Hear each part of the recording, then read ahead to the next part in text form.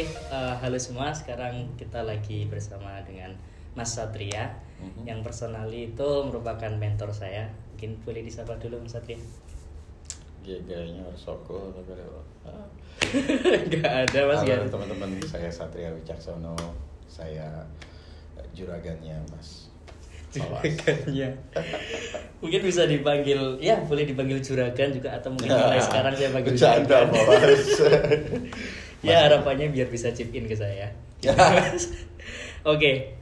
Jadi nanti kita bakal sedikit bahas atau sebenarnya saya pengen tahu lebih dalam sih kalau Mas Satria ini penasaran saya dari dulu ya Mas.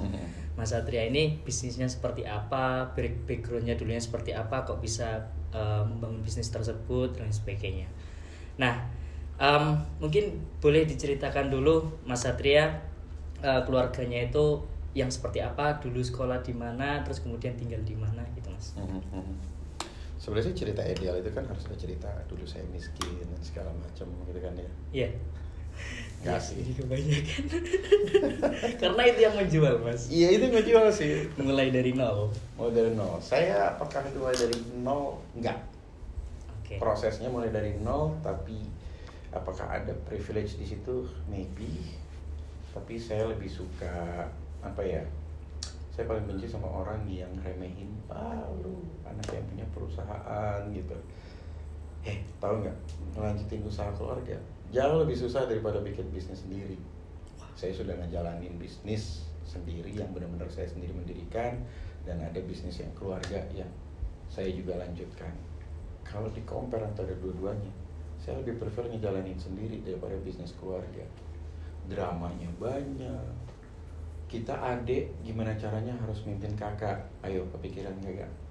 Susahnya di bagian Susahnya. Sedangkan kakak kita tukang bully semua. Oke. Jadi beda sama generasi sekarang ya. Kalau generasi sekarang kan intinya ya, saya tidak suka meremehkan seseorang, entah dia mulai dari nol, dari tengah, atau melanjutkan. Semua punya tingkat kesulitannya sendiri-sendiri. Yang buruk adalah orang udah diamanahkan, dia nggak amanah, malah perusahaannya dibikin hancur. Itu buruk. Atau ngejalanin perusahaan tapi juga terlalu sombong untuk belajar sama orang lain, tapi gaya nulis status di IG-nya CEO of ngerti nggak? Iya. Jadi bukan kita start dari mana, tapi gimana cara kita finishnya ada di top level. Tadi Mas Satria bilang kalau anak terakhir kan ya? Enggak, saya anak ketiga dari 4. Anak ketiga dari 4. Anak ketiga dari 4. Tapi gini, satu hal yang orang nggak sadar, sebenarnya bungsu itu atau yang kasarnya paling bawah di keluarga adalah anak kedua dari terakhir. Kalau ada 4 anak, berarti yang ketiga yang paling kasarnya paling bawah. Kalau ada 3 anak, berarti anak kedua lah yang kasarnya paling bawah. Oh iya. Ada 5 anak, berarti anak keempat lah yang paling bawah. Yang paling serba salah. Karena anak bungsu pasti kesayangan. Pasti kesayangan. Anak ke-1 nih, anak sulung, udah paling nyebelin deh. Iya bener gak? Bener. Ini anak Saya tengah nih, atau anak gue kedua nih paling kasarnya paling bawah. Oke, itu saya. Oke. Nah, kalau dulu masa kecilnya di mana Mas Satria? Masa kecil? Iya. Masa kecil saya mulai dari hidup yang miskin. Wow, oke. Walaupun sebenarnya nggak harus miskin. Bapak saya. Oh ini beneran Mas? Ini beneran. Oh ya Allah. Beneran. Oke. Bapak saya itu adalah lumayan lah punya posisi yang cukup bagus di BUMN waktu itu, Telkom. Tapi kebiasaan bapak saya karena dia lahir dan besar di keluarga miskin, kan telur bagi 5 sama keluarganya. Sampai besar pun dia membiasakan hidup yang sangat, apa kalau orang zaman sekarang bilangnya frugal ya. Frugal ya. Ya seperti itu. Benar-benar akhirnya uang dan gaji bapak saat itu habis buat ngedidik orang, nyekolahin anak orang segala macam. Jadi walaupun harusnya potensi untuk hidup enak itu ada, saya masih sampai kuliah itu naik sepedaan sama bapak, beli nasi goreng ke tukang nasi goreng. Tahu-tahu bapak ngeluarin plastik kresek hitam. Saya beli nasi goreng ya, tapi nasinya saya bawa sendiri. Waduh, malu. Tapi itu menjadi sebuah pelajaran yang besar. Saya ngalamin masa-masa kayak gitu. Saya juga ngalamin masa-masa ketika rumah digusur, pindah rumah yang belum ada lantainya, masih tanah aja segala macem. Kalau hujan ular bisa masuk dan segala macem. Saya ngalamin momen-momen kayak gituan. Jadi seiring di tengah perjalanan ibu saya starting a business, justru ibu saya starting a business di umurnya 40 tahun. 40 tahun. Dan berjalan sangat lancar. Tapi karena ya mereka divorce ya waktu itu, saya milih hidup sama bapak yang si frugal tadi tuh, yang si hidupnya sangat sederhana banget dalam gaya hidup. Berbeda dengan ibu dan kakak-kakak saya dan adik saya yang ikut sama ibu. Oh, kakak sama adik ikut ke ibu semua? Ikut ibu. Nah, jadi saya ada di dua dimensi antara kehidupan orang yang mampu dan kehidupan orang yang benar-benar sederhana, cenderung miskin. Jadi saya ada di dunia itu. Makanya saya bingung kalau ditanya, pernah miskin nggak? Oh pernah, saya ngalamin kok. Makan cuman 2 kali sehari gitu-gitu, ngalamin kok gitu. Tapi penasaran sih mas, kenapa kok lebih memilih ikut bapak? Sementara kakak sama adik ikut ibu semua. Ya nggak ada yang milih bapak. Oh, oke. Saya nggak tega, udah gitu aja sih, simple. Alasannya simpel sih. Alasannya simpel sih. Tapi saya bersyukur ada di dunia tersebut membuat saya jadi memahami pentingnya punya networkingnya orang kaya, mindsetnya orang kaya, ya kan? Keyakinan bahwa saya kan ada di standar itu kok suatu hari nanti, sama seperti ibu saya, bla bla bla gitu-gitu ya.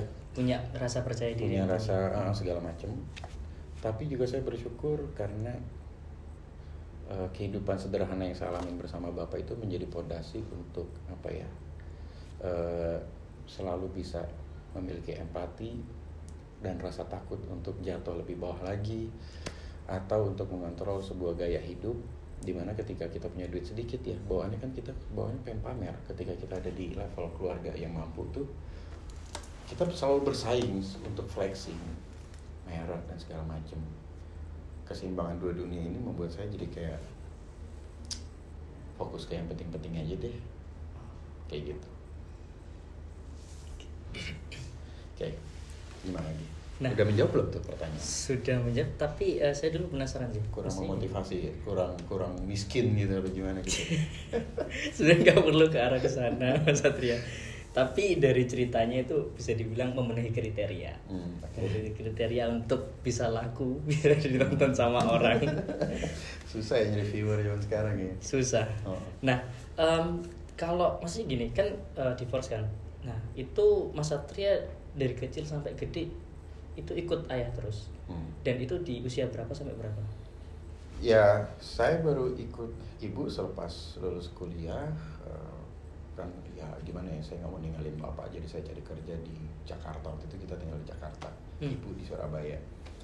Ya saya nyari kerja, tapi saya nyari kerja dalam konteks pemikiran bahwa suatu hari saya akan harus jadi seorang pengusaha.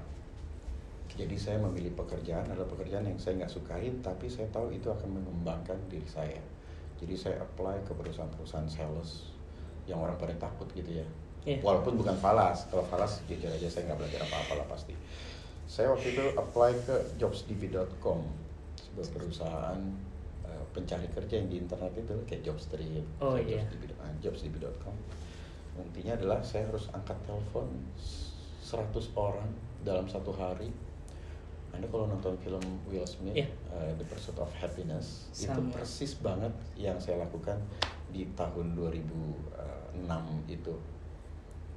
Benar-benar yang saya ngitung waktu pipis saya nggak boleh lebih dari sekian menit, waktu istirahat, waktu sholat dan segala macam, hanya untuk supaya kuota telepon 100 orang, 100 HRD yang harus saya telepon itu terpenuhi. Dari 100 itu, kalau ada satu aja bisa nyangkut menjadi prospektus, itu udah cukup bagus. Makin lama dicoba ditingkatkan dari 100, moga-moga bisa 10 yang nyangkut. Semakin kita jago, itu menjadi fondasi sales saya, fondasi marketing saya, fondasi saya dalam konteks berbicara, mengukur orang. Saya ngomong sama Fawas nih ya, beli nggak lu ya barang gue gitu. bisa pukul rata segitu. Atau gimana caranya, masih ragu nih, Pak bikin tes beli. Saya manipulasi psikologinya Mas Fawas, entah karena Mas Fawas nggak enak sama saya, entah karena saya bikin sampean memang ngerasa butuh sama produk saya dan segala macam. Tapi itu pondasinya saya dapetin di situ tuh, di pengalaman kerja sebagai telepon sales ya. Itu di usia sekitar 23 2024 23 24 lah. Nah, secara saya kuliahnya kelamaan kan 7 tahun S1. Kalau boleh tahu kuliah di mana Mas Satria? Saya kuliah di Trisakti. Oh. Kalau ngomongin nilai, aduh hancur lah. Ini menarik ini. Saya selalu poinnya merah. Kalau zaman dulu tuh rapot ada merahnya gitu ya. Kalau di bawah 5 selalu merah. Saya nggak tahu zaman sekarang katanya udah dihapus ya. Iya. Semua biru gitu. Zaman dulu mau merah. Dan merah saya waktu SMP selalu minimal 3, terutama yang hitungan. SMP-nya di Jakarta juga? Jakarta juga semua. Jakarta semua. Lalu SMA saya masuk ke sekolah unggulan di Cengkareng tuh, Kecamatan Cengkareng. Bukan karena saya pintar. Waktu SMP depan saya murid paling pintar. Oh. Sekolah namanya Detri, badannya kecil. Detri. Bisa dijawab aja. Ini udah saya lulus dari nyontek, akhirnya saya masuk sekolah unggulan. Begitu masuk sekolah unggulan, Detri beda sekolah. Wah. Ya udah, hasil merah saya dari 3 jadi 5. Asetnya hilang. Waktu kuliah pun saya juga tergolong orang yang bahkan, weh, mau kemana lu bro? Sibuk amat, mau ujian apaan? UAS. Nah, kapan? Hari ini saatnya. Oh, saya tipikal orang yang bahkan nggak peduli sama telepon itu. Tapi songong dikit nih, tiap reunian yang paling dicari selalu yang paling bayar adalah saya. Yang bayar di terakhir semua makanan dan segala macam itu adalah saya. Dan semua murid yang skornya pintar, skornya bagus dan segala macam, ya lumayan lah untuk sebuah kehidupan mediocre. Sombong. Serius, paling mentok mereka bekerja di sebuah BUMN. Dah. Oke. Jadi intinya mau saya sampaikan gini, di luar konteks pamer-pamer atau belagunya tadi ya, enak orang lihatnya. Tapi bukan itu konteksnya. Konteksnya adalah gini. Itu juga yang membuat saya tidak segitu terlalu percaya dengan sistem pendidikan terutama di Indonesia ya. Oh. Maksudnya gini, tetap perlu, jangan salah. Saya terus ngejar pendidikan saya, sekarang saya sudah S2, ada rencana juga kalau memang ini ke S3 juga. Bukan dalam konteks apa ya, ketika saya S2 itu setelah saya masuk memiliki sebuah usaha konsultan. Rumus ini bisa kepake buat bikin kajian ini, yang mana tiap kajiannya bisa dihargai 20-50 juta. Baru saya belajar serius. Dulu pas kuliah, ya rumus apa sih, apa gunanya, nggak tertarik gitu kan ya. Oh, oke. Nah tapi setelah tahu fungsinya apa, beda konteks belajar kita menjadi ini. Nah yang saya maksud tadi adalah gini, pendidikan penting, sangat amat penting. Ibarat kalau boleh balik ke masa lalu, saya nggak akan meremehkan pelajaran saya supaya dapat 5, tapi saya pasti akan lebih banyak meningkatkan berorganisasi, ningkatin teman, cari pacar, banyakin teman, segala hal. Kenapa Mas? Organisasi termasuk cari pacar juga? Intinya berbisnis adalah berhubungan sama manusia. Okay. Makin tinggi soft skill kita kepada manusia, cara kita menjaga amanah terhadap janji, hutang yang harus dibayarkan, apapun yang harus kita lakukan supaya amanah ini, tugas ini, pencapaian ini kita selesaikan, itu akan meningkatkan nama kita, integritas, dan itu yang akan membuka peluang ke berbagai bisnis baru dan membuat orang, Satria, percaya deh gue, itu priceless, Mas Waras. Ngejaga itu hanya sekedar contoh lah, kita berutang kan, pas ngutang enak ya, pas bayar membiasakan diri hanya untuk hal-hal kayak gituan aja, ampun deh. Tapi saya bersyukur sampai sejauh ini berhasil ngejaga kebiasaan-kebiasaan untuk menjaga integritas nama.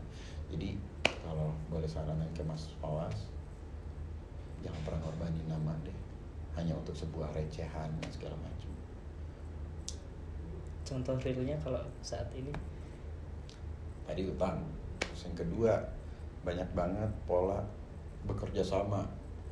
Ini saya kasih tahu ya, namanya bekerja sama itu ketika di tahap awal bisnis susah.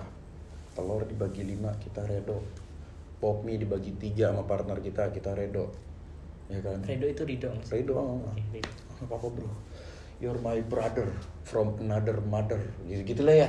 Oke. Saudara tak sedarah, bla bla bla. Saat itu begitu indahnya tuh persahabatan, Iya. berpartner. Justru permasalahan ada muncul ketika perusahaan sudah mulai untung. Ketika salah satu udah mulai beli iPhone, yang satu belinya Oppo. Ya, mulai deh. Jangan lupa strawberry minum. Ya. Strawberry. Tentang strawberry lah atau apalah.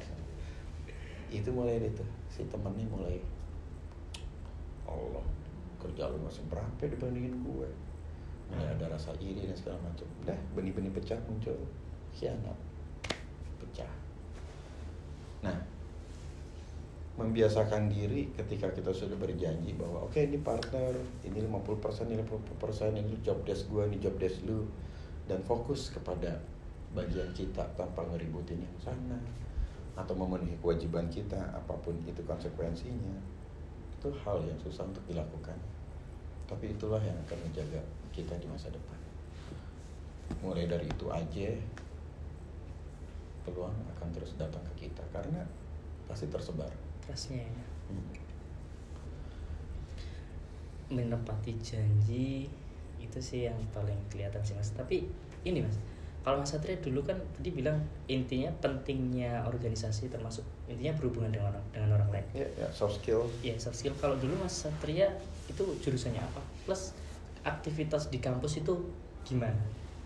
Saya ekonomi manajemen, ya kan. Buat saya sih nggak penting ya apanya, karena dari 6 bisnis yang saya punya, 6 perusahaan yang saya punya, contoh ekspor impor rumput laut, mana saya ngerti tentang rumput laut, mana saya ngerti. Terus saya punya sate asin Garuda, masak, saya megang kulitnya aja jijik. Iya. Punya bisnisnya tapi nggak mau pegang. Nggak penting. Tapi konsep secara keseluruhannya itu yang penting. Betul, tiap bisnis akan punya ininya sendiri. Akhirnya memang saya mempelajari ya detail-detailnya, bukan berarti saya nggak ngerti ya. Cuman ketika start mana saya tahu. Walaupun akhirnya saya belajar dan segala macam. Jadi akhirnya itu intinya buat dipelajari lagi gitu. Cuman Mas Satria punya basis-basisnya untuk mendirikan hal itu Mas.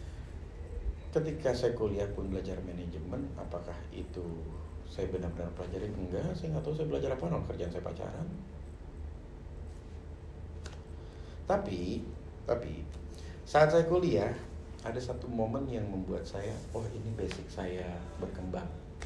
Waktu itu saya bikin sebuah komunitas antar kampus, namanya Forum Silaturahmi Mahasiswa, namanya FOSMA. Bikin komunitas waktu kuliah.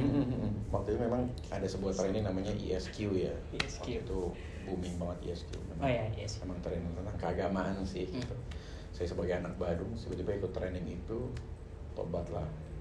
Ya, cuma bertahan 2-3 tahun lah ya. Sebut tobat. Tapi ketika kita bikin komunitas itu, rupanya banyak yang bergabung. Bayangin saya anak yang sudah 7 tahun kuliah S1, ya kan, di Trisakti, universitas swasta. Tapi yang daftar ada dari UI, ada yang dari UGM, bla bla bla. Sehingga waktu itu kita punya 1.000 anggota. 1.000 anggota? 1.000 anggota. Saya si anak Trisakti yang kalau ketemu cewek aja cupika-cupiki, pelukan dan segala macem. Tiba-tiba mimpin sebuah kelompok yang berbau agama. Buset, kayak orang bener. Aduh. Sampai saya disidang sama anggota saya, mau diturunin dari ketua karena akhlak yang buruk katanya. Kok bisa akhlak yang buruk mas? Akhlak yang buruk karena ya, masih saya pacaran. Ya gitu deh. Okay. Pacaran juga bukan hal yang biasa gitu, intinya ke gap sesuatu lah. Tapi intinya di FOSMA tersebut saya belajar berpidato. Saya belajar berorasi. Waktu itu kebetulan dari trainer ISQ itu kan orang-orang yang jago pidato, jago orasi semua ya. Itu saya tiruin. Pas saya belajar tentang biografi Bung Karno, saya menemukan bahwa ternyata Bung Karno dari SMP. Saat orang lain lagi main Mobile Legends di tahun 45, Bung Karno ada di dalam kosannya, di hadapan kaca yang setinggi badannya, ditutup pintunya, tapi kedengaran suaranya. Jadi kesaksian dari para orang yang ngekos di jalan apa? Surabaya ini, Peneleh, ya.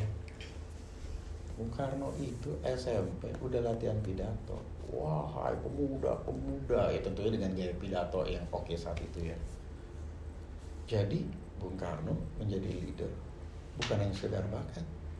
Dia udah mengusahakan mengasah itu bakat dari beliau SMP. Oke, saya mulai itu di Fosma tersebut. Saya mulai belajar ngomong di depan umum, dari hanya sekedar ngomong biasa basi sampai akhirnya saya mencoba, kok di para trainer ini kalau udah ngomong orang udah kayak ini ya, ikut korban MLM ya, wah ikut panas. Saya coba, ternyata bisa. Terus saya nekat. Orang masih pacaran, masih badung, masih aneh-aneh. Tiba-tiba pas di pengajian saya coba bawain satu ayat, saya coba interpretasikan untuk menjadi sebuah perenungan. Pada nangis. Ternyata gue berbakat ya. Dari situ saya makin nekat. Akhirnya makin kalatih skillnya. Dari skill yang hanya mendayu-dayu khas ustadz yang pengen bikin nangis, akhirnya saya juga belajar dari dari coach. Saya waktu itu ikut pelatihan olahraga gitu ya. Coachnya ini kalau ngomong menggelegar dan kasar, tapi somehow kita nggak kesinggung sama kasarnya. Jadi beda sektor. Kalau yang tadi beda gaya ya. Kalau yang ini akhirnya di situ saya memutuskan, oh gila ya, orasi berbicara ke orang ada tools lembut, ada tools kasar. Saya mencoba menemukan spektrumnya nih. Kapan momennya saya harus halus, kapan momennya saya harus kalau perlu saya maki seseorang. Ada orang yang memang baru akan maju ketika dimaki. Dan ada orang yang baru maju ketika dia diyakinin dengan cara halus kalau dia bisa. Manusia itu banyak macamnya. Makanya mempelajari tentang manusia, berlatih berhubungan sama manusia, itu priceless mas, memiliki skill begituan. Itu udah kayak Mario Teguh. Oke. Apa sih nyamain ke Mario Teguh? Kok aku sebut merek, sorry banget. Oke ya, semoga nggak dengar Bapak Mario. Maksudnya tadi Mario Bros sebenarnya, typo. Tapi ini sih Mas Satria. Ini Mas Satria udah sedikit banyak cerita backgroundnya, masa lalu, terus kemudian, nah tadi kan udah menyebutkan perusahaan-perusahaan tuh. Ini yang bikin penasaran, sebenarnya perusahaan apa sih yang pertama dibangun? Oke, perusahaan yang pernah dibangun coklat. Saya bikinin coklat buat waktu kuliah. Saya paksain tuh teman-teman tongkrongan untuk beli, sampai akhirnya mereka juga enak juga kali sama coklat saya. Ya namanya juga orang nggak punya ilmu, jadi memaksakan yang beli adalah teman-teman doang. Dan gagal dalam bulan ketiga. Tapi itu dapat coklatnya dari mana mas? Ya waktu itu belum ada YouTube ya, jadi benar-benar saya sampai bikin sendiri. Bikin sendiri, buka di Gramedia, uji coba dan segala macam. Bisnis pertama yang nggak terlalu inilah ya. Oke, lalu habis itu saya memutuskan untuk kerja. Di dalam, nah buat teman-teman yang masih ragu untuk bekerja atau berbisnis, nggak salah loh kalau mau mulai kerja. Karena gini, banyak kebiasaan buruk muncul saat kita kuliah, benar kan? Benar. Kita kerja, belajar malam-malam, ngerjain tugas malam-malam sampai pagi, waktu tidur nggak beraturan segala macam. Itu benar-benar pola hidup yang nyampah waktu kita kuliah. Salah? Nggak, benar, di ya? Kampus tidur. Ya di kampus tidur segala macam. Dunia kerja itu merapikan kembali itu gaya hidup. Kita akhirnya dipaksa masuk jam 8, pulang jam 5, bahkan lebih lembur. kita dipaksa untuk belajar bertanggung jawab terhadap oke, gue gak mau tahu target lu harus tercapai, mau lu lembur, mau lu nggak pulang dari kantor, kelarin gitu ya.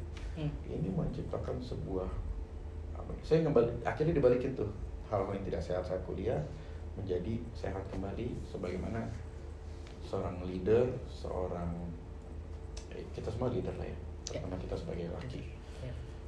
Akhirnya ke riset kembali tuh di situ.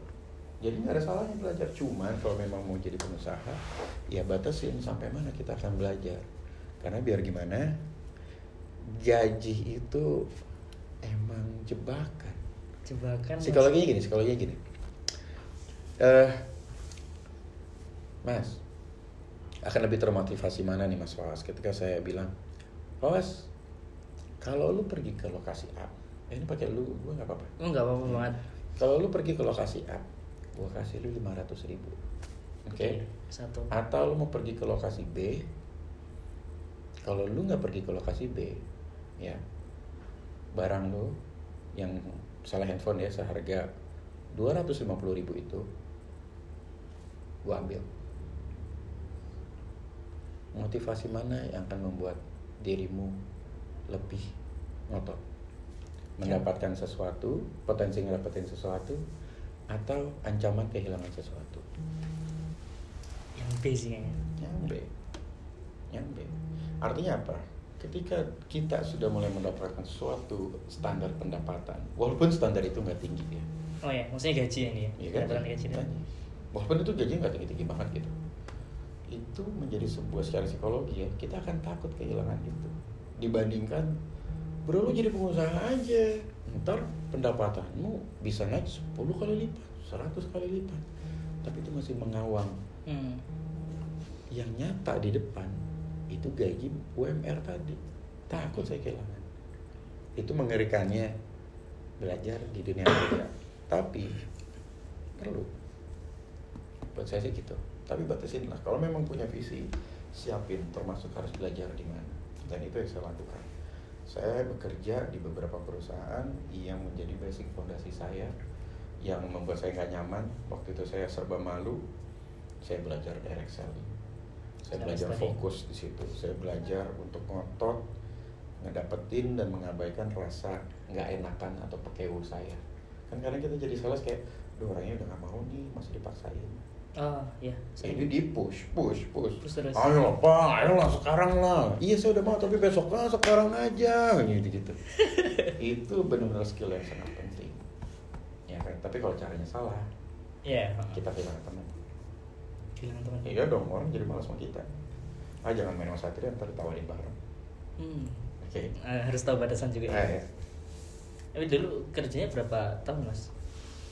Lupa saya berapa? 2 tahunan. Dan itu pun ganti di 2 perusahaan. Jadi ada yang 1 6 bulan, yang satu tahun setengahan lebih lah. Untuk role kerjanya sama? Sales? Beda. Yang satu saya fokus ke situ, yang satu saya fokus ke kayak semacam administrasi ya. Tapi di situ saya belajar tentang ketelitian dan segala macam. Pengelompokan tugas dan segala macam itu juga penting. Walaupun ilmu sales buat saya sih jauh lebih berharga ya saat itu. Ya udah, akhirnya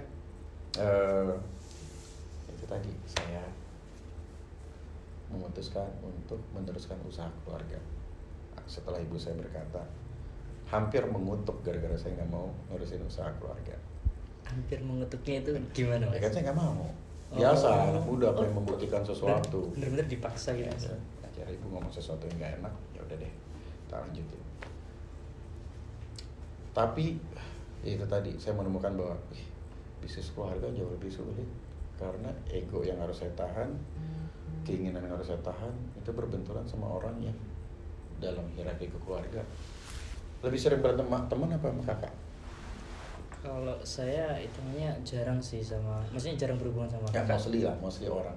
Lebih sering berantem sama teman apa lebih sering berantem sama kakak sih, kakak. Iya sih, meskipun saya jauh pun ya jadi nggak semudah itu bisnis keluarga gitu. Seperti itu. Jadi benar-benar pembelajaran yang sangat berarti sekali. Ini sih Mas, tadi boleh lebih diceritakan soal ini bisnis tadi kan bisnis keluarga. Nah, bisnis keluarga itu bentuknya bisnis apa, Mas? Kita kan bergerak di bidang penilai properti ya, penilai publik. Jadi tugas saya itu saya menilai properti-properti, mau itu rumah, tanah kosong, kapal, pesawat, bahkan perkebunan. Banyak dipakai untuk kayak perbankan, orang mau jaminan hutang kan perlu tahu nih berapa nilai jaminan hutangnya. Nah itu appraisal yang dipanggil. Atau pemerintah mau bebasin lahan tuh, kayak kemarin SBY mau bebasin lahan, kan tanahnya harus dinilai dulu supaya bisa ngasih ganti ruginya yang pas. Nah itu tugas appraisal seperti itu. Itu bisnis profesional ya? Bisnis profesi ya, bisnis profesional sama seperti dokter, seperti lawyer, profesi ya. Jadi ada sertifikasinya. Ya sudah akhirnya kita mencoba menukangi itu, mencoba mengembangkan lagi menjadi sebuah perusahaan yang lebih terpercaya lagi ya. Dan sekali lagi buat saya bisnis keluarga atau melanjutkan bisnis keluarga bukanlah sesuatu yang bisa seenaknya diremehkan dengan kalimat ya lo kan enak tinggal ngelanjutin usaha keluarga lo. Ya jangan dibiasain deh punya mental yang ngecilin begitu. Ya kan, karena orang kayak begitu, orang yang mulai dari nol juga tetap aja nanti ada aja cara dia untuk meremehin. Okay. Nah jadi lanjut dari di bisnis penilaian properti tersebut, susah ngatur waktunya karena bisnis profesi itu kan kita harus turun langsung sendiri. Tiap tanda tangan di laporan yang saya cantumkan itu berlaku sampai 10 tahun ke depan. Jadi potensi hukum, permasalahan dan segala macam itu mengikat di saya sampai bisa 10 tahun ke depan. Oh, maksudnya kalau ada problem-problem tertentu, semuanya ke Mas Fitri. Betul. Nah, tapi dari bisnis penilaian properti tersebut inilah saya belajar banyak hal tentang keuangan, tentang legalitas, tentang pentingnya perjanjian dan segala macam. Nah, di saat ini saya masuk ke organisasi HIPMI, Himpunan Pengusaha Muda Indonesia. Nah, di situ saya banyak belajar dan banyak bernetworking. Seperti itu. Tapi kalau boleh tahu kan, saya pernah dengar kalau Mas Satria itu dulu nggak suka hitung-hitungan ya, Mas. Iya. Nah, itu gimana ceritanya? Anda sekarang juga nggak suka. Tapi perlu. Gimana dong? Yang ngimbing-ngimbingi lebih ke arah mana, Mas? Mau belajar segitunya? Ya, karena perlu. Nggak suka sama nggak bisa atau gimana? Sulit gitu banget. Kalau ada orang bilang saya nggak berbakat, saya nggak bisa, itu bukan di ranahnya saya, itu mah cuma malas aja. Karena pada dasarnya saya juga benci sama angka. Tapi biar gimana ya, tahu nggak rasanya mulai bisnis? Rasanya kerja udah all out, udah abis-abisan gitu ya. Tokonya rame, produknya kejual. Di akhir waktu begitu laporan loh kok labanya cuma segini? Ini gue perbudakan apa bisnis? Kok nggak ada untung? Ternyata di jalan kita menemukan bahwa iya ya salah ngambil keputusan. Gara-gara saat itu kita nggak tahu posisi keuangan kita. Gara-gara ternyata di laporan keuangan ketahuan kayaknya kita ketipu di sini, kayaknya pegawai yang fraud di sini, yang nilep di sini. Buat orang yang udah jago ngebaca laporan keuangan, itu udah kayak jendela perusahaan. Udah ibarat dokter pakai stetoskop. Ngeraba ini gila nih. Ini kanker. Ya nggak bisa kayak gitu ya. Tapi ibaratnya laporan keuangan itu benar-benar kayak stetoskop lah buat dokter. Salah kalau kita tidak mempelajari. Gitu. Tapi dulu pernah ada, kan saya juga pernah dengar Mas Satria itu juga dulu ada mentor gitu loh, Mas. Nah itu boleh diceritakan dikit mungkin? Ya iyalah gini, kita semua harus cari mentor. Harus wajib. Ketika saya masuk ke dunia penilaian ini, dunia penilai itu adalah sebuah dunia yang tingkat kelulusannya sangat rendah. Cuma sekitar 10%-an doang aja yang bisa jadi penilai publik. Orang ada yang sampai ikut ujian sertifikasi sampai 8, 12 kali. Bahkan ada legendarisnya ceritanya 12 kali ikut ujian Akhirnya di tahun dia lulus, bulan depannya dia meninggal. Apes banget. Makanya sampai hari ini di Indonesia mungkin baru ada sekitar 500 sampai 700 penilai publik dibandingkan 200 berapa sekarang penghuni Indonesia, 280 juta jiwa. Jauh dibandingkan notaris, lawyer, dokter, kita sangat sedikit. Nah, bayangkan, saya waktu itu masih sangat muda, umur 28-an, 27. Saya gimana caranya pengen lulus, saya nekat nyamperin seorang penilai publik yang saat itu sudah dianggap salah satu yang senior, ternama, udah paling sukses, miliarder lah gitu. Ini si anak baru bau kencur ini. Yang itu masih Mas Satria ya? Yang masih lepek, mukanya udah kayak calo belokan. Nekat datang, Pak Felix, ada 2 orang, Pak Felix. Saya boleh belajar sama Bapak. Wah, dan saya kaget. Ini orang dengan galaknya dan penuh wibawanya. Beliau seorang Chinese. Saya pikir kan, ya punten ya stereotipnya kan pelit dan segala macam. Iya, ternyata.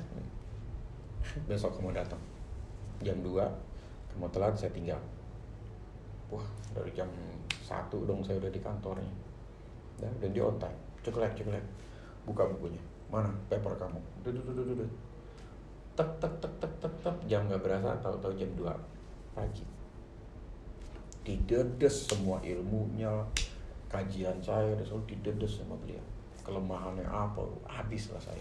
Jadi selama 12 jam itu sama Mas Felix tadi? Sampai jam 2 pagi itu benar-benar didedes. Besokannya lanjut. Beliau gak mau dibayar, gak mau dibeliin makan dan segala macam. Dan akhirnya saya lulus. Saat itu saya bernazar ke ya Allah, kalau ini saya lulus dan ini jalan saya bernazar apabila suatu hari di masa depan ada orang seperti saya saat ini datang ke seseorang yang gak dikenal hanya dengan modal berkalimat saya mau belajar dong, saya akan tidak pernah menolak itu. Nah, itu akhirnya menjadi fondasi saya bikin inkubator bisnis. Akhirnya mulai banyak yang datang belajar tentang cara mengembangkan fondasi sebuah usaha apa. Saya nggak ngerasa saya paling jago ya, tapi saya kasih tahu aja. Sepanjang saya menjadi seorang penilai publik, saya juga melakukan ada namanya konsultasi bisnis, di mana orang-orang yang mau minjem duit ke bank berapa puluh miliar itu, bank akan menugaskan saya untuk tolong periksa bisnisnya. Layak apa nggak saya kasih? Oke. Di situ saya akan berhubungan langsung sama si pemilik. Pak, bisnis lu apa sih? Marketnya kemana? Gimana? Alurnya? Keuangannya gimana? Profitnya berapa? Biayanya apa aja? Percaya nggak?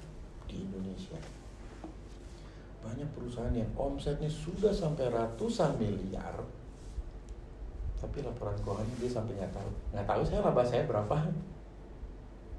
Itu yang punya itu direkturnya juga termasuk. Jadi dia sampai nggak tahu aja labanya berapa. Padahal mau minjem duit ke bank. Lah, mentalnya kayak UMKM. Banyak. Sistemnya siapa? Nggak jelas. Boro-boro SOP dan segala macam enggak, tapi omsetnya gila. Tapi itu beneran omsetnya segitu. Beneran. Terutama banyak pengusaha di daerah ya. Yang penting kalau ditanya, terus Anda tahu uangnya dari mana? Anda tahu gimana bisnis saya sukses? Saya punya mobil, saya beli tanah, udah gitu. Tapi gimana? Maksudnya gini, untuk sebuah level pengusaha modern, kita kan harus tahu banget kita ini gimana posisi kita, punya duit berapa duit yang bisa kita investasikan ke tempat lain. Kalau kita nggak tahu gimana caranya? Ini mau minjem duit ke bank puluhan miliar, tapi ditanya emang laba setahunnya berapa? Tahu. Yang jelas saya bisa beli mobil. Oh, sebegitu jawabannya. Nah, itu gambaran dari yang sudah punya omset besar. Apalagi yang masih di level baru memulai, masih menengah, banyak banget. Nah, itu yang bikin saya gregetan karena apa? Dari beberapa yang berkonsultasi, yang berdiskusi dengan saya terutama adalah begitu kita coba, ini loh bro, apa yang harus lo lakukan? Rapiin A, B, C, D, lakuin C, D, E, F, G, alurnya jelas. Kita bikin supaya perusahaan lu ini autopilot. Kita bikin supaya setiap orang yang ada di bawah lu punya skill leadership yang luar biasa. Kalau bisa jadi lebih pintar dari lu. Ngejalanin itu satu persatu. Perusahaan makin gede. Dan surprisingly dia kaget ngomong, kok sekarang gue nganggur ya? Dulu semua harus gue loh. Karena udah autopilot tadi. Karena sudah autopilot. Anak buahnya juga pintar-pintar. Itu padahal kliennya Mas Satria. Awalnya kayak gitu. Terus akhirnya di HIPMI ada, kan waktu itu kita juga ngambil HIPMI PT ya, HIPMI perguruan tinggi. Ya, berawal dari 2 orang mahasiswa saat itu, namanya Lucy dan satunya Mahendra. Masih kinyis-kinyis, rambut lepek, wajahnya miskin banget, keringetan, bau ketek. Datang nekat ke saya, Mas saya mau belajar bisnis. Ya udah, besoknya saya suruh datang dan mereka tekun. PR apapun yang saya kasih dilahap, apapun ilmu yang saya kasih dilahap. Besok saya suruh marketing ke sana, dijalanin. Bahkan sampai momen saya ingat banget si Lucy itu sampai dalam keadaan balik ke kantor saya tuh nangis-nangis karena gagal. Susah banget Mas, nembus satpam aja. Saya nggak diterima di lobby, gimana caranya saya mau nawarin company profile. Nangis-nangis dia, tapi besoknya berangkat lagi, sambil nangis lagi, pulang nangis lagi. Sampai akhirnya udah kita fokus belajar cara nebus itu. Dalam 5 tahun mereka sudah jadi pengusaha yang jauh lebih bagus dari saya. Wah, Lucy nih yang tadi saya sebut anak bau ketek dan segala macam. Wow, kemarin gaya datang bawa Mercy baru. Goyo gila.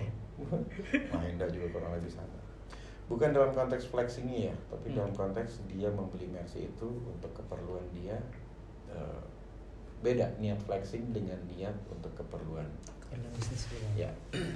Perusahaannya juga makin banyak dan kadernya juga makin besar. Intinya mereka menjadi orang-orang yang jauh lebih baik dari saya sebagai pengusaha ya. Akhirnya dari si 2 orang tersebut mulai makin banyak lagi yang datang, ya, termasuk dirimu bukan? Tiba-tiba datang ke kantor saya mau belajar. Saya nggak tahu itu gimana sih ceritanya kamu? Ini di Jadi kafe. Enggak, maksudnya awal ketika kamu datang ke saya itu gimana cerita? Ini Mas di kafe ketemu sama Mas Mahendra, ketemu sama temennya Mas Mahendra itu kakak kelas saya. Kakak kelasku, terus kemudian dikenalin sama Mas Mahendra, mau belajar ke Mas Mahendra. Terus kemudian Mas Mahendra kan sama Mas Satria. Nah Mas Mahendra bilang sama Mas Satria aja gitu, kok sama saya masih nggak mau gitu. Jadi dia terimanya memang murid cewek doang, emang kurang ajar tuh anak. Yang laki Gak tahu badannya apa. Kurang ajar. Ya, tapi ya saya menghormati orang-orang yang mau belajar kayak gitu. Artinya niat untuk majunya kuat. Karena memang waktu itu saya benar-benar butuh. Apalagi kan waktu itu lagi bangun bisnis kecil gitu Mas. Terus banyak problemnya, pengen cari gambaran ini harusnya gimana sih. Terus alhamdulillah banget kok ketemu Mas Satria. Terus kesimpulannya bermentor perlu nggak? Perlu banget, bisa dibilang. Wah malah banyak kalau misalnya nggak pakai mentor bakal kebingungan sumpah. Maksudnya kamu perlu melalui banyak kesalahan yang apa ya? Yang dulu sudah saya lakukan, kamu tidak perlu lakukan, gitu kan? Kalau mau belajar sendiri bisa, tapi kalau aku pribadi lebih worth it sama mentor sih. Jauh lebih worth it. Biaya sekolahnya jadi lebih waktunya juga bisa dipersingkat. Benar. Gitu. Ditambah mentor yang baik juga bisa memperkenalkan ke network yang bagus. Nah itu juga poin yang bagus. Karena emang bisa dibilang kalau katanya sukses itu kan networking sama ilmunya dapat di mentor, networkingnya juga dapat, tambahin modal kalau misalnya dapat pendanaan gitu. Ngomong-ngomong, Fawas lagi berusaha dapetin pendanaan itu ya, saya. Minta doanya ya Allah. Cuman memang saya kasih ke Fawas, perusahaanmu belum seksi, bikin seksi dulu, naikin penjualan di sini, efisiensi di sini, bikin struktur, gimana nih? Udah sampai sejawab? Nanti aja Mas di belakang kayaknya. Tapi paling tidak itu jadi sebuah arah kan. Ya. Nice. Arahnya jadi lebih jelas stepnya harus kemana gitu. Nah, ini Mas kalau tapi boleh kan ada beberapa bisnis penilai juga kan. Nah tapi diferensiasi antara bisnis penilainya Mas Satria sama yang lainnya itu apa Mas? Ada nggak yang diferensiasi spesifik gitu? Zaman sekarang semua bisnis tuh punya kompetitor ya, gampang ditiru dan segala macam. Gini mas, bisnis apapun, mau itu kan apalagi jasa ya, F&B apalagi jasa gitu ya, jangan cuma menjual produknya doang, tapi value. Ini ngomong kesannya tinggi ya, tapi gini, kalau saya cuma hanya sekedar menjual, saya bisa menilai, maka hanya itu aja yang saya dapetin. Apakah customer saya akan loyal? Enggak. Di kesempatan berikutnya dia butuh operasi, dia akan coba yang lain. Siapa tahu dapat harga lebih murah. Selalu ada komparasi. Zaman sekarang loyalitas customer itu susah. Yang ngebedain apa? Yang ngebedain adalah saya mencoba menanamkan value di diri saya, bahwa ini loh value yang kamu nggak akan dapetin dari appraisal lain. Jadi nah makanya ini saya balikin, soft skill yang kita milikin itu menjadi kunci pembeda dalam bisnis. Ketika saya datang ketemu calon klien, misalnya direktur atau pemilik sebuah perusahaan besar, Pak, saya butuh penilai pabrik saya, ada mesin sekian, tanah sekian hektar, bangunan sekian banyak, kendaraan sekian puluh gitu ya. Saya berkata bukan cuma hanya sekedar, ya udah Pak, saya penilai biaya saya 100 juta, oke, saya akan nilai mulai besok, silakan bayar DP, habis itu lunasin, saya kasih laporannya, udah selesai, bye bye. Nggak gitu bos. Nggak sesimpel itu. Saya datang ngobrol, ntar Pak, emang Bapak menilai tujuan Bapak apa? Oh, saya ada niat ngejual perusahaan saya dengan ini. Jualnya kemana? Keadaan Bapak gimana? Saya coba breakdown dulu tentang apa keadaan dia.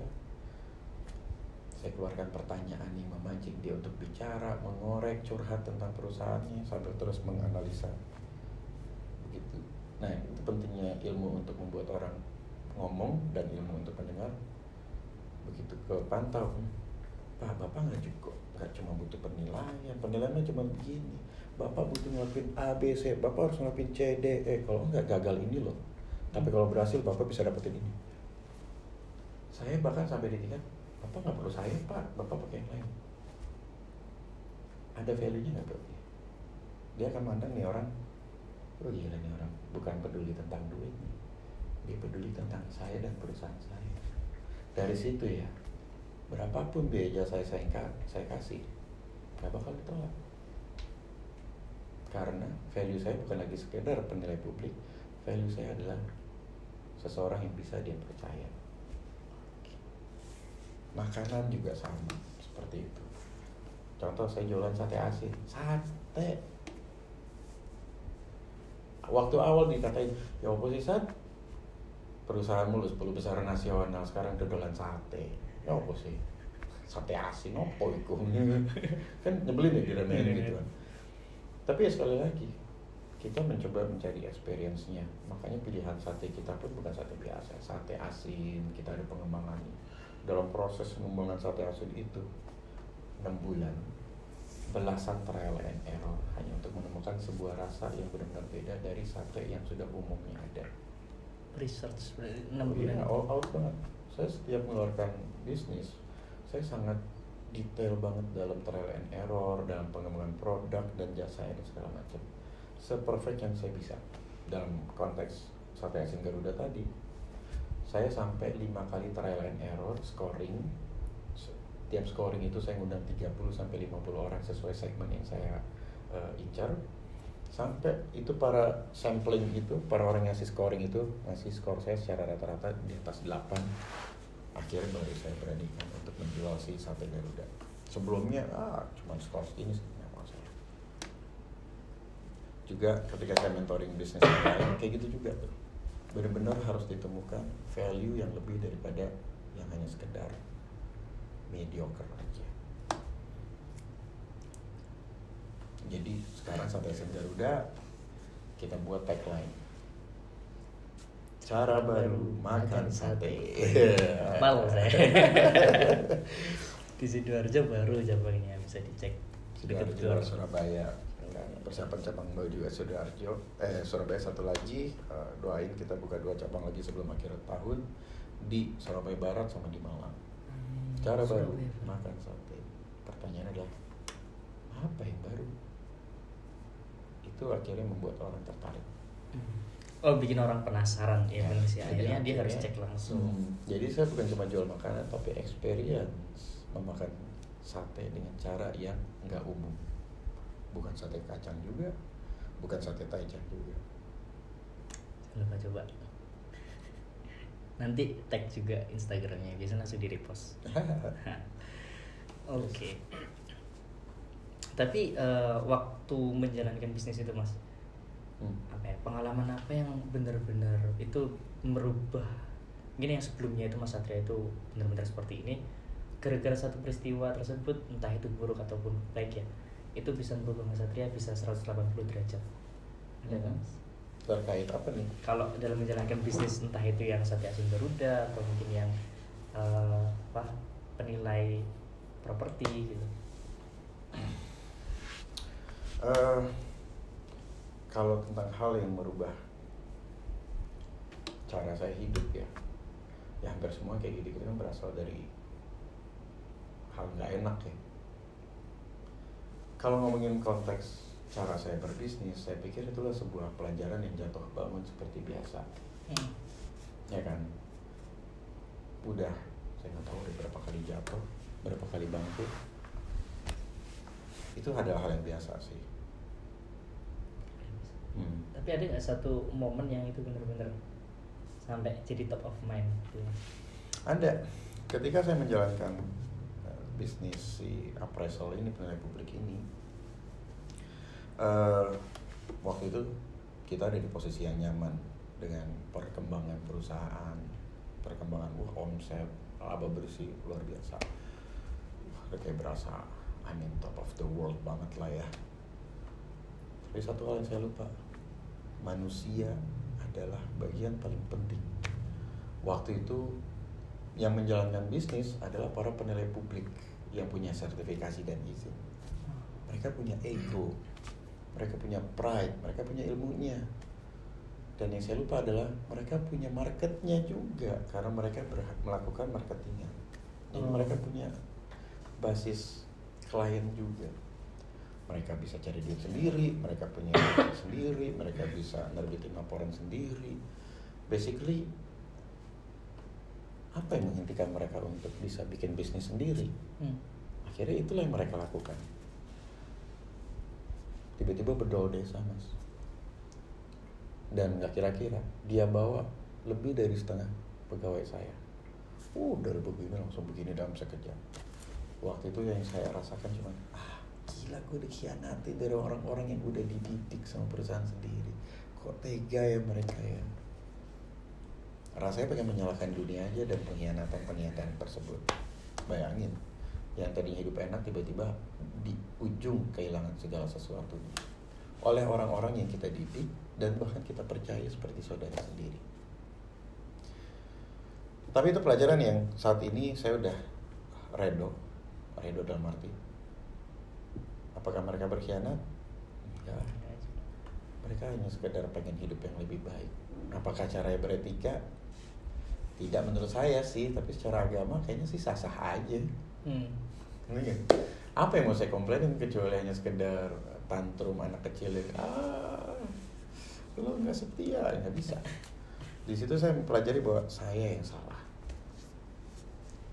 Cara saya mengelola perusahaan yang egois dan tidak memperhatikan pride mereka bagi hasil yang fair dan segala macam, itu yang akhirnya membuat mereka tidak puas kerja di saya. Itu merombak banyak hal. Saya merombak sistem kerja saya, sistem bagi hasil, sistem berpartner, dan itu juga menjadi ilmu yang sangat salah satu andalan saya dalam mementoring orang ya. Saya lihat dulu jenis bisnisnya. Bisnis lo nggak bisa lo kelola kayak PT biasa. Kalau lo ngelakuin itu, begitu dipergede nih, begitu karyawan lo pinter-pinter nih, iris kuping gua, pasti khianat, pasti bikin sendiri. Gimana cara ngatasin, Mas? Oke, bikin sistem perusahaannya begini, kepemilikannya begini, supaya semua ngerasa adil, semua ngerasa bagiannya terpenuhi, baru perusahaan itu bisa langgeng. Ya, seperti itu ya. Jadi pola-pola, ya contoh lah Sate Asin Garuda. Sistem bagi hasilnya lumayan unik. Di situ investor naruh uang ke saya dapat 30%, mereka 70% ya investor. Oke. Saya nggak modal, saya dapatnya 30%. Tapi begitu balik modal, plus ada grace period mereka menerima keuntungannya, ya udah, habis itu kita switch. Yang operatornya, yang menjalankannya, itu harus ada yang ambil bagian paling gede. Buat investor, ya udah kan udah balik modal, udah terima keuntungan. Biarkanlah orang yang benar-benar memiliki ini, menjalankan ini, mereka ngambil bagian paling gede. Baru perusahaan akan berjalan adil. Contoh hal simpel seperti itu. Kalau enggak, coba apain gue betul lagi, gue udah punya duit sendiri, gue mendingan bikin sendiri, yang ini gue tinggalin, kan gitu. Manusiawi bos. Manusiawi. Ya. Kalau dulu mungkin kerasanya kayak ini kurang ajar banget sampai kayak gitu. Terus karena kayaknya dipikir-pikir lagi, ya bukan salah mereka gitu. Itu fair-fairan aja. Semua orang juga pengen kaya kan. Benar. Oke. Tapi tadi kan Mas Satria, kalau di bisnis yang ini apa namanya, penilai properti, itu ada juga kakaknya Mas Satria, Mas Giri. Nah itu kan tadi sempat cerita kayaknya ada gap tinggi gitu antara Mas Satria sama Mas Giri ini. Saya ganteng, dia jelek. Oke. Gak ikut-ikut kalau itu Mas Giri. Maaf. Nah, bercanda.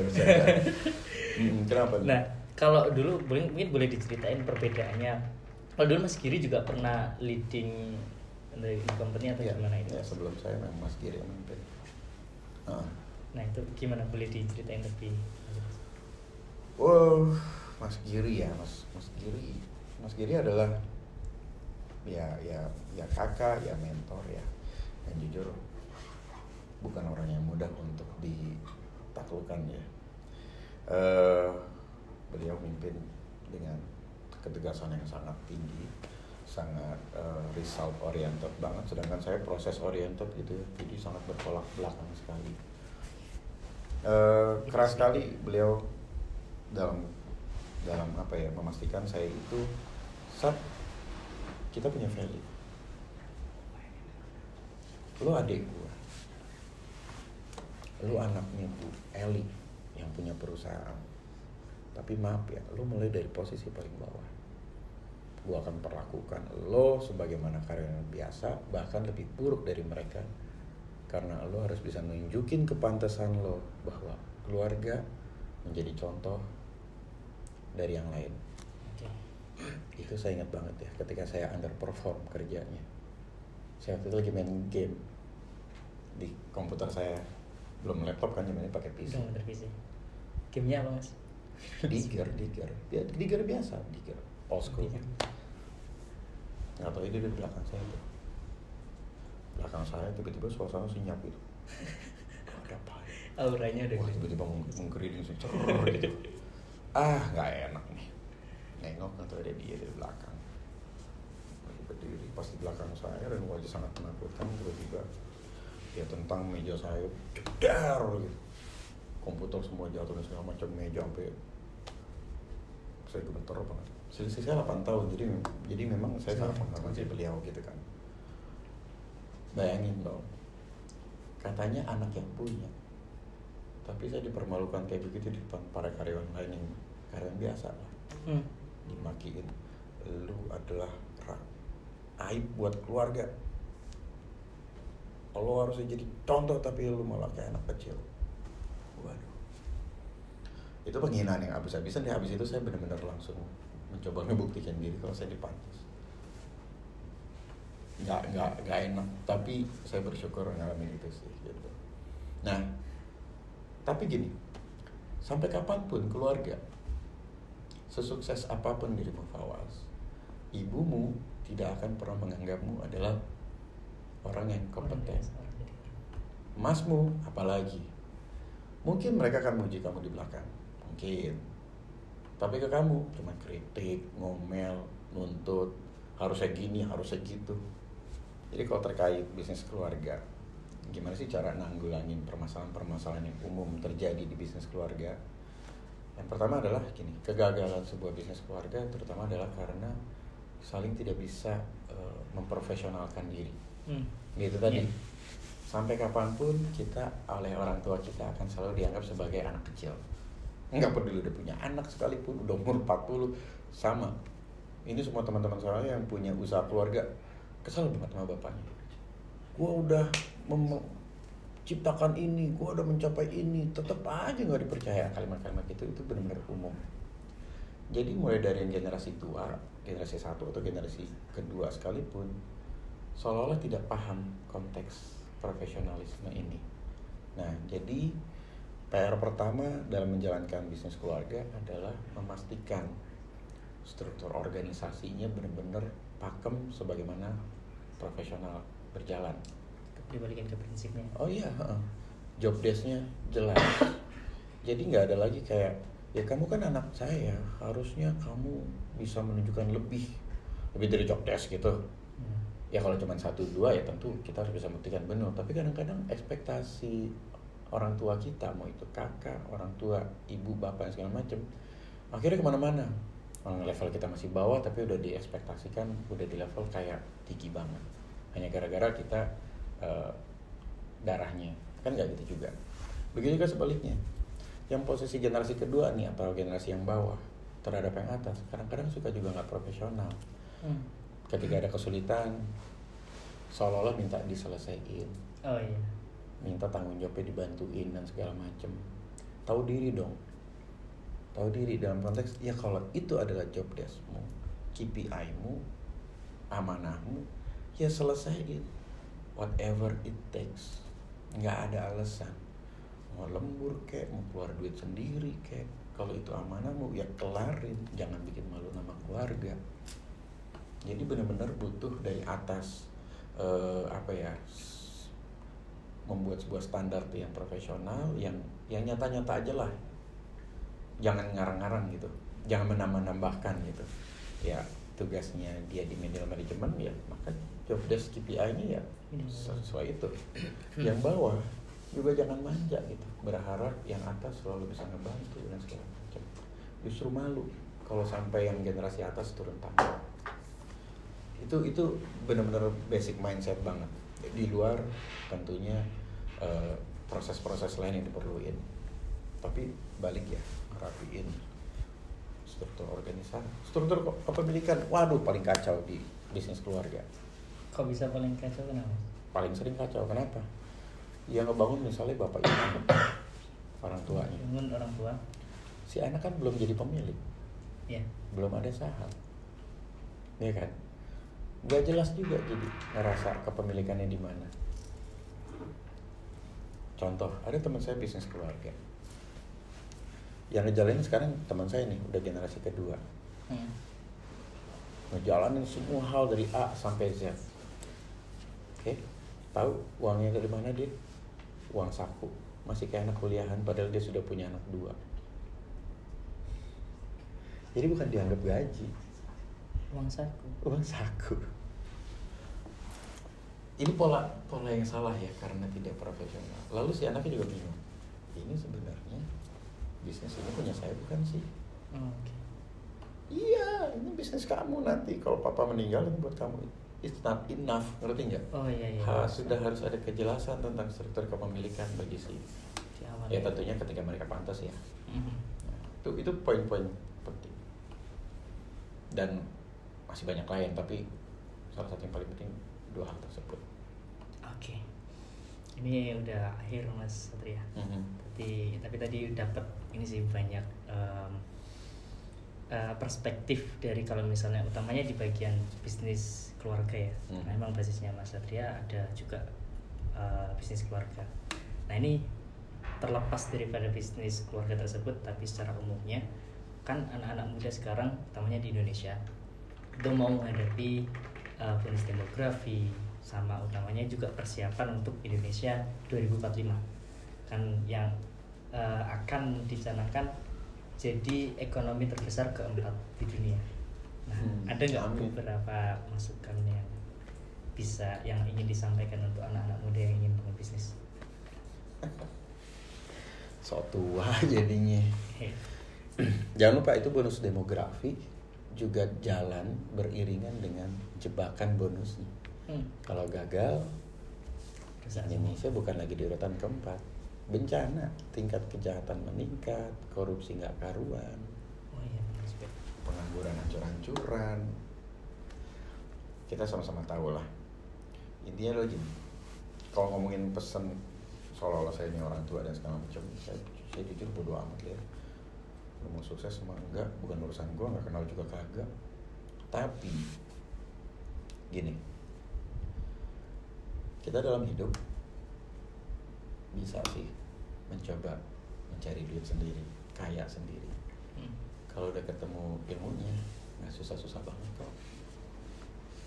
Tapi kalau cuman kaya doang, masuk ke jajaran orang dengan nama tinggi dan segala macam, tapi nggak ada artinya buat sekedar lingkungan, bisa ngebangun ekosistem maju bersama dan segala macam, apa artinya sih? Jadi kalau ada hal yang boleh saya nasihatkan, mulailah hidup bermanfaat deh. Balik lagi nanti ke kita kok. Contoh, momen saya punya usaha banyak adalah momen ketika saya mulai menerima mentoring. Saya justru belajar banyak ketika saya harus mengajar, saya mengulang. Pelajaran hidup. Oke. Lalu ketika mentori saya ini juga sudah punya bisnisnya sendiri, otomatis saya jadi punya kader yang bisa saya percaya langsung. Loyalitas pegawai dengan loyalitas guru dan murid beda. Akhirnya bisnis saya berkembang lewat yang dulunya murid, mentori, sekarang menjadi sahabat, menjadi teman perjuangan, menjadi partner yang saya bisa percayakan. Jangankan uang saya, nyawa saya bisa saya percayakan ke dia. Itu adalah blessing in disguise yang dulu saya tidak lakukan. Oke, thank you Mas Satria. Kita udah di akhir. Sekali lagi Faus ucapin makasih karena udah mau hadir di podcast Indonesia 2045. Semoga ini nanti bisa didengerin sama teman-teman selama lagi entah itu nyupir, entah itu lagi gabut di kosan. Utamanya buat kalian yang lagi atau mau bangun usaha. Gitu ya. Jadi mungkin ada satu kata atau satu kalimat gitu Mas Satria yang jadi andalannya Mas Satria buat akhir sekaligus penutupan ini. Jadi orang jangan cengeng, jangan berkata terimalah aku apa adanya, tapi terus ngembangin diri sampai ada di level yang dulu kita cuma bisa mimpiin.